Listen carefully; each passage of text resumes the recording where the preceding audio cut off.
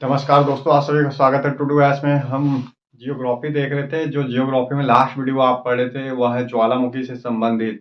तो ज्वालामुखी से बनने वाले स्थलाकृति, बाहरी स्थलाकृति और आंतरिक स्थलाकृति के साथ साथ ज्वालामुखी का विश्व वितरण कैसे है, वर्ल्ड लेवल पे इसका डिस्ट्रीब्यूशन कैसे है, आज इसी के बारे में डिस्कशन करेंगे। सबसे पहले जो है आपका लैंड फॉर्म कैसे बनते हैं ज्वालामुखी से, कौन कौन सी ज्वालामुखी स्थलाकृति है। ज्वालामुखी स्थलाकृति, देखिए जो लैंड फॉर्म है ज्वालामुखी के अंदर आपको दो तरीके से पढ़ना पड़ता है।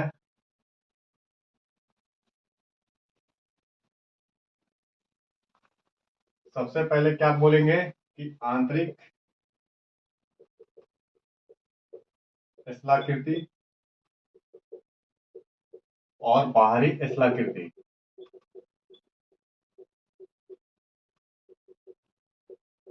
अर्थात दो तरीके के लैंड फॉर्म है। एक तो ज्वालामुखी का जो उद्गार होता है, मैग्मा का उद्गार हो रहा है, कहाँ से हो रहा है, तो एक चैम्बर से हो रहा है। सरफेस पे आ भी सकते हैं, अदरवाइज भूपटल के अंदर भी रह सकते हैं। तो अंदर में जमने के बाद जो मैग्मा है जमती है, आपको पता है मैग्मा के जमने से आग्नेय चट्टान का निर्माण होता है। तो चट्टान वाले जो चैप्टर में आपने देखा होगा कि आग्नेय चट्टान, जिसमें विभिन्न प्रकार के अलग अलग आग्नेय चट्टान थे, ग्रेनाइट, बेसाल्ट, ये चट्टानों का निर्माण कैसे होता है, ओवरऑल मैग्मा से होता है। ये जम जाते हैं तो या तो धरातल के अंदर जम जाए इस पोर्शन में, या भूपर पृष्ठीय इसके नीचे, या तो बाहर फिर जमे, या तो पर्वत के रूप में आ जाए, या तो पठार के रूप में, या तो फिर गुंबद के रूप में। ऐसे बाद में अगर किसी तरीके से फिर से ऊपर वाले भाग का वर्धन हो, कट के हट जाए, तो फिर से ये वाली संरचना आपको मिलेगी। तो इसी में हमको देखना है बाहरी स्थलाकृति, आंतरिक स्थलाकृति। सबसे पहले हम बाहरी स्थलाकृति को देखते हैं। मैं इसका डिस्क्राइब करता हूँ बाहरी स्थलाकृति में कौन कौन से आपके लैंड फॉर्म बनते हैं। उसके बाद आंतरिक स्थलाकृति देखेंगे। कुछ का नाम अगर आप याद कर लेंगे तो बहुत अच्छा रहेगा। सबसे पहले करिए सिंडर शंकु। सिंडर शंकु, अब इसमें क्या पढ़ रहे हैं आप, बाहरी स्थलाकृति, ज्वालामुखी से बनने वाला बाहरी स्थलाकृति। सबसे पहले सिंडर शंकु बोलता है कि ज्वालामुखी का जो उद्गार होता है, उद्गार से लावा निकलते हैं, ये बाहर निकल जाते हैं, इसके बाद धीरे धीरे जमा होने लग जाते हैं। तो जो आकृति बनती है ये एक सिंडर के आकार की बनती है, जिसे सिंडर शंकु कहा जाता है। आकृति कुछ इस तरीके से रहेगी,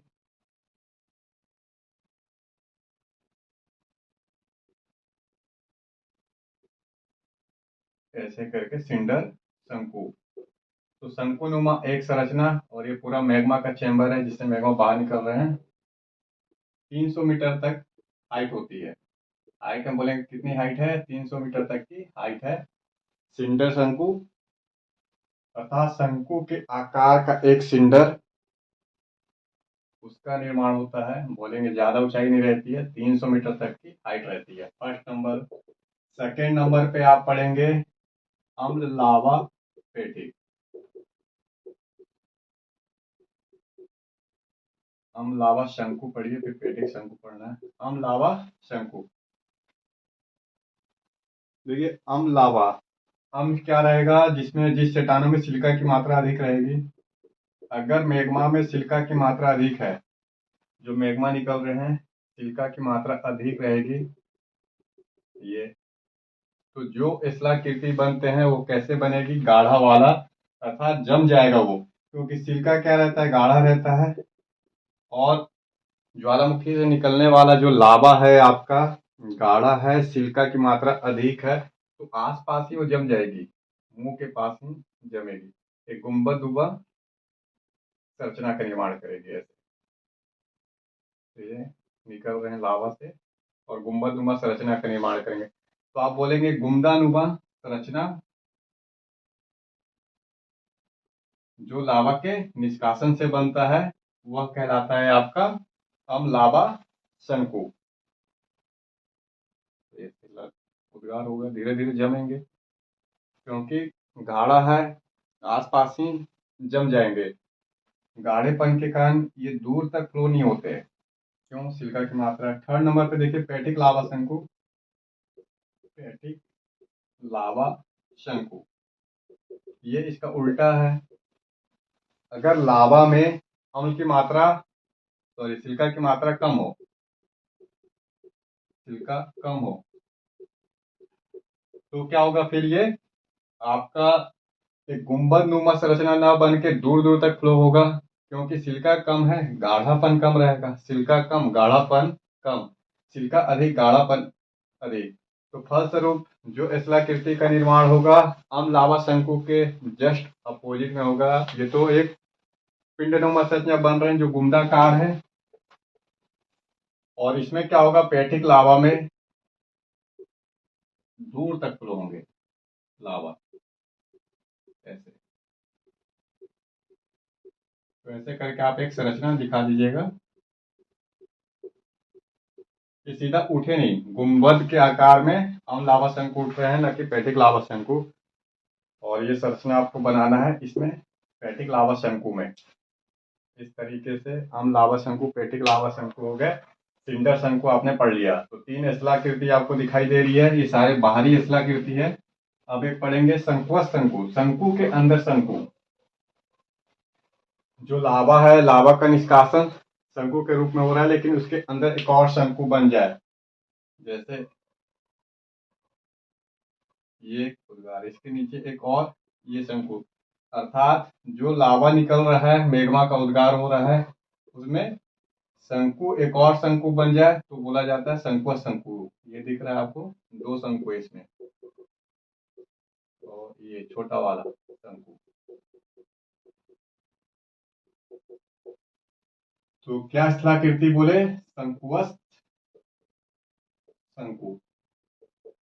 लावा के उद्गार के फलस्वरूप जो शंकु के आकार की संरचना बने, इसमें अन्य एक छोटे से शंकु के आकार की संरचना बने, तो शंकुवत शंकु संरचना कहलाती है। चौथे नंबर पे। 5वें नंबर पे देखिए, इसमें बोलेंगे क्रेटर झील।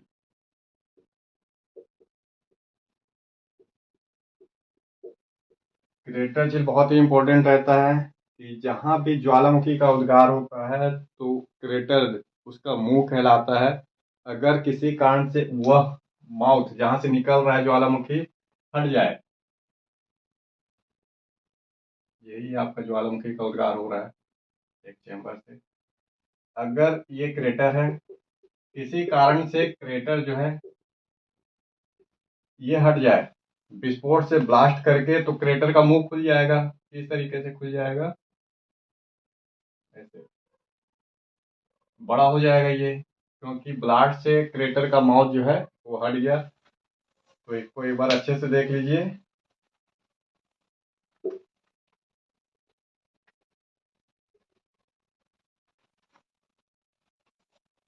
देखिए क्रेटर झील क्या होता है।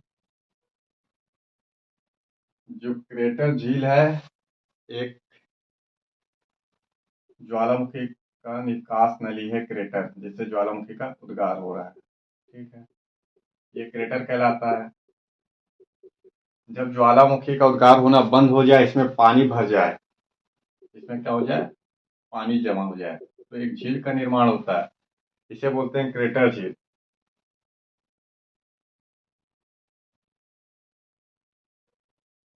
मान लेते हैं कुछ इस तरीके की एक संरचना बन रही है, क्रेटर झील है ये। अर्थात एक क्रेटर जिसके अंदर क्या रहे? पानी भरा रहे, तो ये कहलाएगा आपका क्रेटर झील। इसमें कुछ नाम दे दीजिए, जैसे तोबा झील, ये इंडोनेशिया में है, इंडोनेशिया क्रेटर झील है। तोबा झील विशाल झील है, क्रेटर से बनी है। इंडोनेशिया में ज्वालामुखी का उद्गार होते रहता है क्रेटर में, बाद में पानी जमा हो जाते हैं, इससे एक झील का निर्माण होता है। जैसे कि एग्जाम्पल है तो तोबा झील। भारत के महाराष्ट्र में लोनार झील है, क्रेटर झील है लोनार झील, महाराष्ट्र। ये भी कभी कभी पूछ लेता है। तो जो झील ऐसे आपको बताना पड़ेगा क्रेटर झील।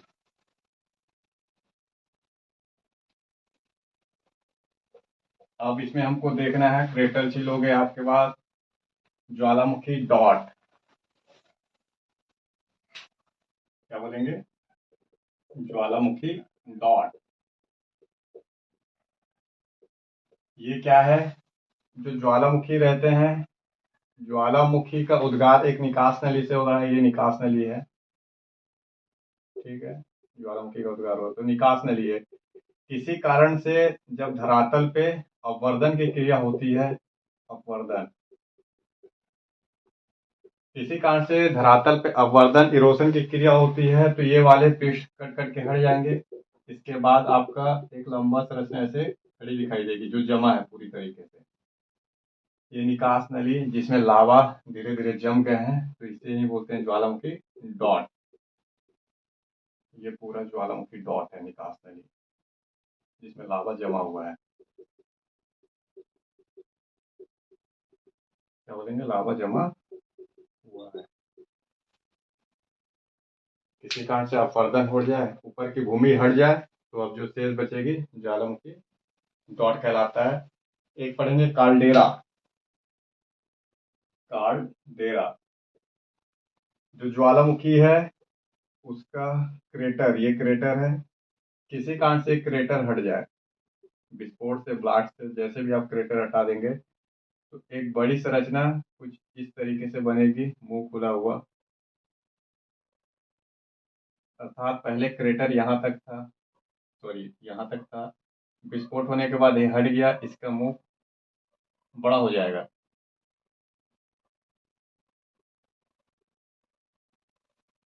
तो किसी भी कारण से अगर उड़ जाए क्रेटर का भाग, ये वाला, तो यहाँ पे जो मुंह खुल जाएगा, ये बड़ा सा भाग, अब ये क्या कहलाएगा, कार्डेरा। पहले क्या था, क्रेटर था, निकास नली जिससे ज्वालामुखी का उद्गार हो रहा था, ये दिख रहा है आपको क्रेटर। एक विस्फोट हुआ, तीव्र विस्फोट हुआ, ये क्रेटर हट गया। ये क्रेटर हटने के बाद ये वाली स्थिति आ गई, मुख बड़ा सा खुला, और बड़ा सा खुला, तो यही जो मुख खुल रहा है आपका, या तो ये है, इसको आप बोलेंगे काल्डेरा। ज्वालामुखी डॉट हो गया, काल्डेरा, क्रेटर झील पड़े। ज्वालामुखी पर्वत तो आप पढ़ ही चुके हैं, जो ज्वालामुखी पर्वत है, फिजियामा में ज्वालामुखी पर्वत, जैसे जापान, उसमें फिजियामा ज्वालामुखी पर्वत है। किस तरीके की आकृति है, तो ये है, पर्वत बन रहे हैं,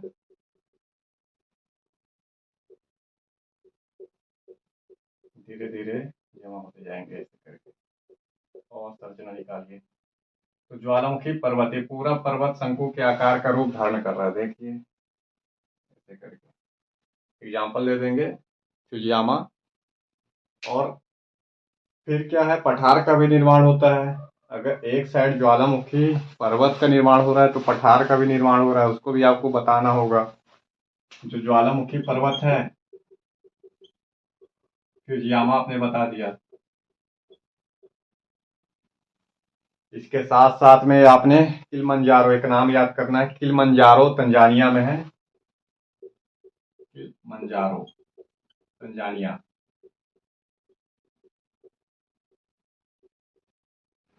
फिजियामा तो ऐसे हो गया।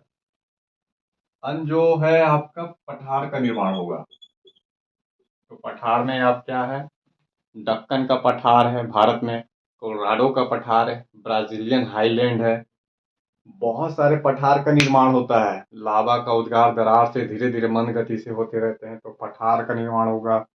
अगर तीव्र गति से निकास हो रहा है, तो आसपास ही जमा हो जाते हैं, पर्वत का निर्माण होगा। पहले ही मैंने आपको डिस्क्राइब किया है पर्वत के बारे में, पठार के बारे में। बाकी शिलाकृति ये है। तो ये आप अभी तक क्या पढ़े हैं, बाहर आउटर साइड का शिलाकृति। अब इनर साइड में शिलाकृति, उसको देख लीजिए कि आंतरिक शिलाकृति कैसी बनेगी।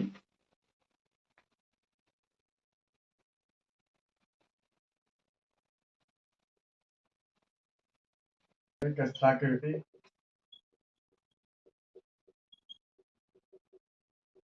इसमें आपको देखना है, एक डायग्राम में शब्द बस याद करना है।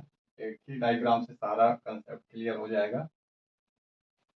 सबसे पहले गुंबद नुमा संरचना बोलेंगे बेथोलिट।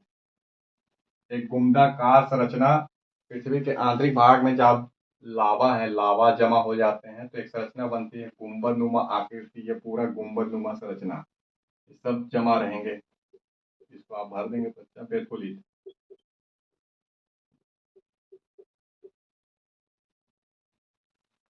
ठीक है, ये पृथ्वी का ऊपर वाला भाग है, सरफेस है धरातल, और ये नीचे गुंबद नुमा एक संरचना, विशाल गुंबद नुमा। तो ऐसे एक संरचना मिलेगी आपको, 40-40 हजार वर्ग किलोमीटर से भी अधिक का गुंबद नुमा संरचना मिलते हैं कनाडा में, कनाडियन हाई सीड में, अमेरिका के कोलोराडो में। ये पेथोली संरचना कहलाती है। क्या है, ग्रेनाइट चट्टान है, क्योंकि मेग्मा जमा हुए हैं, मेग्मा के जमा होने से बने हैं। तो आग्नेय चट्टान में भी ग्रेनाइट बेसाल्ट जैसी चट्टानें मिलेगी। पुनः एक गुंबद नुमा संरचना लीजिए बेथोलिट, इसमें से छोटी गुंबद नुमा संरचना स्टॉक कहलाता है। ऐसे छोटी संरचना बन जाए तो बोलेंगे स्टॉक। ये बोलेंगे बेथोलिट का छोटा रूप है, छोटा गुंबद नुमा संरचना। पुनः इसमें लेकोलिथ, ये क्या है, छाते नुमा एक संरचना, बोलेंगे छाते नुमा संरचना लेकोलिथ। एक छतरी नुमा संरचना दिखाई तो दे रही है गुंबद नुमा, लेकिन वास्तविक में छतरी नुमा की संरचना है, तो लेकोलिथ कहलाता है। फिर है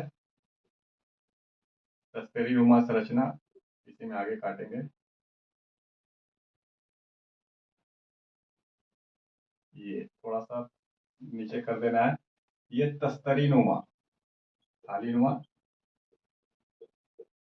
चारों साइड से ऐसे थोड़ा सा उभरा रहेगा, ये इस साइड से भी इस साइड से भी। तो तस्तरी नुमा संरचना, ये तो लेकोलिथ है, ये लेपोलिथ कहलाता है, लेपोलिथ। बस संरचना का नाम है और कुछ नहीं है। फिर इसके बाद आप पढ़ेंगे फेकोलिथ, लहरदार संरचना। ये फेको,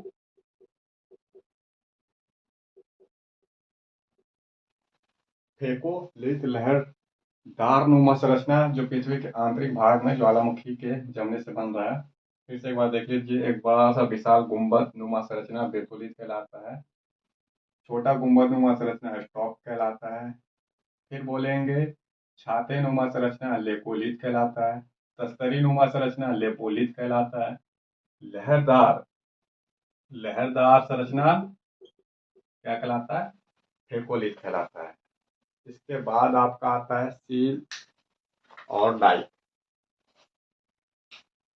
डाइक क्या है, जो मेग्मा है, मेग्मा धरातल के लंबत जमे, ये मेग्मा जम जा रही है ऐसे करके धरातल के लंबत, तो बोलेंगे डाइक है। जो मेग्मा का जमाव, जो दरार पृथ्वी के अंदर है उसमें जमे, तो बोलेंगे डाइक। जब दरार में मेग्मा बने समानांतर रूप में, ये से पृथ्वी के समानांतर अगर मेग्मा का जमा हो रहा है तो बोलेंगे सील। ऐसे करके रचना बन रही है। ये सब आपको कब मिलेंगे, जब ऊपर का ये पूरा पृष्ठ जो है इसका अपवर्दन हो जाए, ऊपरी पृष्ठ कट के हट जाए, वायु हटा दे, जल हटा दे, इसके बाद आपको ऐसे ऐसे अलग अलग स्थलाकृति मिलेगी, आंतरिक स्थलाकृति। तो सारे क्या है, आग्नेय चट्टान है, ग्रेनाइट चट्टान है। बस अंतर है कि कभी कभी पूछ लेता है डाइक क्या है, तो आपको बोलना है सीधा दरार में जो जमा हो रहे हैं लावा, वो है डाइक। जो पृथ्वी के धरातल के समानांतर जमे तो सील कहलाता है। तो आंतरिक संरचना, बाहरी संरचना समाप्त हुआ। अब यहाँ पे हम देखेंगे ज्वालामुखी का विश्व वितरण कैसा है विश्व में, distribution of volcanism in world. So how is the distribution of the volcanism, अब इस पे हम फोकस करेंगे। पहले एक वर्ल्ड मैप बना लीजिए और एक खाका तैयार कर लेंगे दिमाग में आप।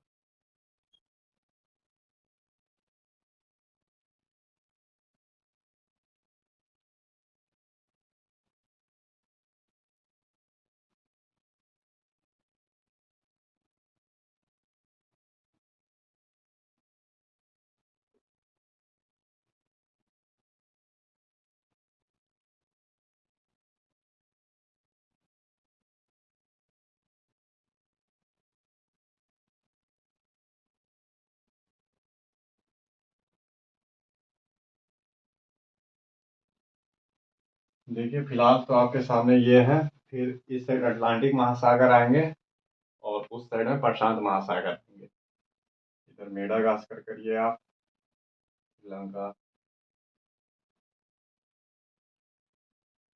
ये सुमात्रा, उसके बाद फिलहाल हम पढ़ रहे हैं ज्वालामुखी का विश्व वितरण टॉपिक में। ज्वालामुखी का विश्व वितरण वर्ल्ड में कैसे डिस्ट्रीब्यूट है। ज्वालामुखी का डिस्ट्रीब्यूशन, ज्योग्राफी में डिस्ट्रीब्यूशन बहुत इंपॉर्टेंट है। कोई भी चीज क्षेत्र के हिसाब से कैसे डिस्ट्रीब्यूट है, क्योंकि ज्योग्राफी का भाग है। तो जहाँ भी क्षेत्र आ जाएंगे उनका विषय वस्तु का डिस्ट्रीब्यूशन या किसी घटना का डिस्ट्रीब्यूशन भूगोल का एक अभिन्न अंग है, जिसके बिना भूगोल अधूरा हो जाता है।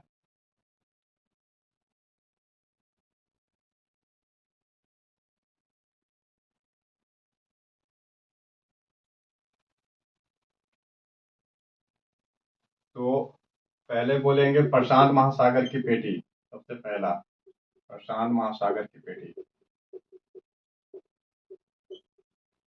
जितने भी ज्वालामुखी होते हैं, ज्वालामुखी की अगर विश्व पेटी का डिस्ट्रीब्यूशन देखें तो बोलता है ज्वालामुखी का वर्ल्ड डिस्ट्रीब्यूशन की पेटी जब भी देखेंगे तो तटों के साथ आपको मिलेगा या द्वीप पे मिलेंगे ज्वालामुखी। तो ज्वालामुखी का उद्गार या तो कोस्ट पे, जैसे कोस्ट है ये हिंद महासागर ये पूरा, तो कोस्ट पे, अटलांटिक महासागर तो तटों के पास, या तो फिर द्वीप पे मिलेंगे। तो इससे एक पेटी बनती है। पहली पेटी प्रशांत महासागर पेटी सबसे प्रमुख पेटी है। जो आपका ये दिख रहा है इस साइड में प्रशांत महासागर है। वर्ल्ड में प्रशांत महासागर की पेटी, इसको पैसिफिक रिंग ऑफ फायर कहते हैं। हमेशा ज्वालामुखी का उद्गार होते रहता है। 522 सक्रिय ज्वालामुखी हैं। 522 अगर सक्रिय ज्वालामुखी है, एक गणना के अनुसार बोलेंगे 522 सक्रिय ज्वालामुखी में से 403 सक्रिय ज्वालामुखी प्रशांत महासागर की पेटी में मिलते हैं।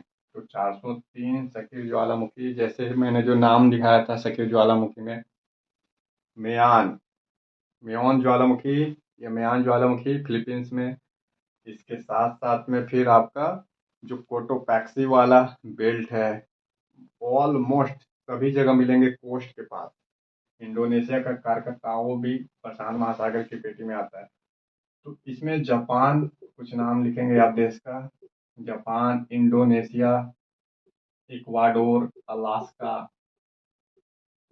अलास्का, इक्वाडोर, इसके कोस्ट पे ही है प्रशांत महासागर के। सभी जगह सक्रिय ज्वालामुखी मिलते हैं, हमेशा उद्गार होते रहता है। 522 में से 403 सक्रिय ज्वालामुखी मिलते हैं। तो पहली पेटी आपके पास ही हो गई।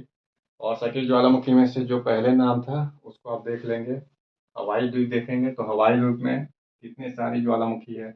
मोना की, मोना लोवा जैसी ज्वालामुखी है, प्रशांत महासागर में ही है हवाई द्वीप। तो किसी न किसी को ये अनुसरण कर रहे हैं, तो प्रशांत महासागर की पेटी। सेकंड नंबर पे एक मिड देश की पेटी आती है, या सीधा मिड पेटी याद रखिए, ज्वालामुखी का एक मध्य पेटी है।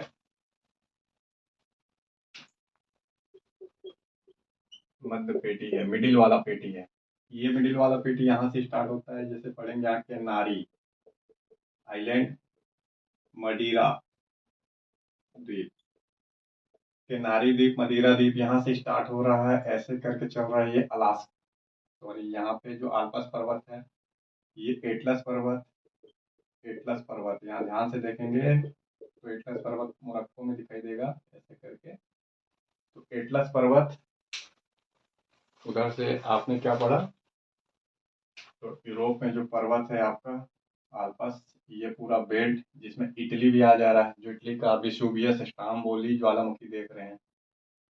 ऐसे करके फिर आप आ जाएंगे कार्कस माउंटेन में, ईरान में, ये पूरा बेल्ट एक ऐसे करके ईरान, हिमालय, हिमालय क्षेत्र से चलते चलेंगे आप, फिर म्यांमार में आएंगे, ऐसे इंडोनेशिया तक जाएगा ये, जिसमें हमारा क्या है, तो अंडमान निकोबार होते हुए यहाँ तक मिल जाएगा। अर्थात ये पूरा एक बेल्ट है, प्रशांत महासागर की पेटी में मिल जा रही है। तो पूरा इलाका पर्वत वाला है। पर्वत में कौन कौन से हैं, आल्पस, एटलस, हिमालय, और फिर आपका ईरान में भी नाम डाल दीजिएगा, एल्ब्रूस। और इस साइड में ये अर्मेनिया में कार्केस माउंटेन, कार्केस पर्वत वाला क्षेत्र है। ज्वालामुखी का उद्गार होते रहता है, लेकिन यहाँ पे अभी सबसे सक्रिय ज्वालामुखी वाला पेटी ये है, भूमध्य सागर। भूमध्य सागर। तो दो पेटी ये हो गए। और तीसरी पेटी क्या है, ये अफ्रीका में मिलेगी आपको, ये वाला अफ्रीका जो दिख रहा है, अफ्रीका की रिफ्ट वैली, थर्ड में, अफ्रीका रिफ्ट घाटी। ये जो लाल सागर आपको दिखाई दे रहा है, लाल सागर से ऐसे करके एक पेटी चलेंगे, अफ्रीका की रिफ्ट घाटी ये वाला है। इसमें आपको बहुत सारे ज्वालामुखी दिखाई देंगे। एक अफ्रीका का सबसे सक्रिय ज्वालामुखी में से आता है कैमरून, याद करेंगे, कैमरून एक देश भी है। कैमरून ज्वालामुखी अफ्रीका में है, कैमरून देश में है, यहाँ पे मिलेंगे आपको कैमरून ज्वालामुखी। इस साइड तंजानिया में मृत ज्वालामुखी में मिलेगा आपको किलिमंजारो। कहाँ पे, तंजानिया में। तो किलिमंजारो मृत ज्वालामुखी है। माउंट केन्या मिलेगा। ये पूरा बेल्ट जो है आपका ज्वालामुखी पर्वत से ही बने हुए हैं। तो कैमरून सक्रिय ज्वालामुखी कैमरून देश में, बाकी आपके अफ्रीका के रिफ्ट घाटी में ज्वालामुखी। अन्य जगह चौथे में लिख देंगे आप, अन्य जगह जैसे आइसलैंड। आइसलैंड में 20 से अधिक ज्वालामुखी है, सक्रिय ज्वालामुखी आइसलैंड में बहुत सारे हैं। फिर आपको जो हिंद महासागर है, जैसे यहाँ आप देखेंगे रीयूनियन द्वीप, रीयूनियन द्वीप, मॉरिशस, ये सब दिखाई देंगे। जैसे यहाँ पे देखेंगे आप, द्वीप दिखाई देगा आपको ये। तो रीयूनियन। चौथा में आप लिखेंगे, अलग अलग का नाम देंगे, आइसलैंड में 20 से अधिक ज्वालामुखी, हिंद महासागर में रीयूनियन द्वीप, मॉरिशस, नाम सुने होंगे मॉरिशस, टैक्सेबल कंट्री है, भारतीय मूल के लोग रहते हैं यहाँ 50% से अधिक, यहीं पे मिलेगा आपको। तो रीयूनियन, मॉरिशस, हिंद महासागर में। इसके बाद है हमारा जो अंटार्कटिका महाद्वीप है। अंटार्कटिका महाद्वीप में आपको एक मिलेगा टेरर करके, टेरर सक्रिय ज्वालामुखी है, ये आपको याद रखना पड़ेगा। टेरर एक सक्रिय ज्वालामुखी है, कहाँ पे है, बोलेंगे अंटार्कटिका में है। तो अंटार्कटिका जहाँ पे बर्फबारी होती है, वहां भी सक्रिय ज्वालामुखी मिल रहे हैं, उसका नाम है टेरर। टेरर मतलब आतंक। तो चौथे में जो आप देख रहे हैं, वो थोड़ा अलग अलग जगह है। तो द्वीप है ऑलमोस्ट सभी, आइसलैंड द्वीप है, रियूनियन द्वीप है, मॉरिशस द्वीप है, और पहले ही आप देख चुके हैं कि द्वीपों में मिल रहे हैं। फिर है इंडोनेशिया के उस साइड में द्वीप हैं, प्रशांत महासागर में बहुत सारे द्वीप हैं। तो बिखरे हुए हैं चौथे वाले में, लेकिन तीन बेल्ट स्पष्ट रूप से है कि एक सिरे का फॉलो कर रहे हैं। जो पैटर्न है उसका फॉलो कर रहे हैं। मैं प्रशांत महासागर के तरफ डायग्राम इसके आगे बताता हूँ आपको।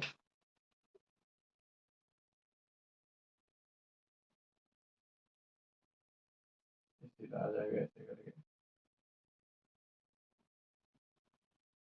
इसको इरेज कर देते हैं।